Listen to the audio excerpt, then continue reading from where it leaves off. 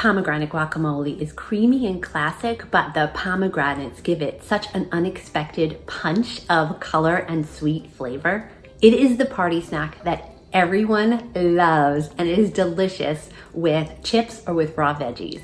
I used frozen pomegranate arils because I find that getting the seeds from a fresh pomegranate is just a total nightmare, and I am all about easy recipes. But if you know how to extract those arils from a fresh pomegranate, I would love to hear in the comments section. And I would just also love to hear your thoughts on whether you prefer using frozen pomegranate arils like I do, or you prefer the fresh ones. The other star of this guacamole is the fresh lime, and I squeezed every last drop out of that lime because it really adds so much flavor and takes the guacamole to a whole new level.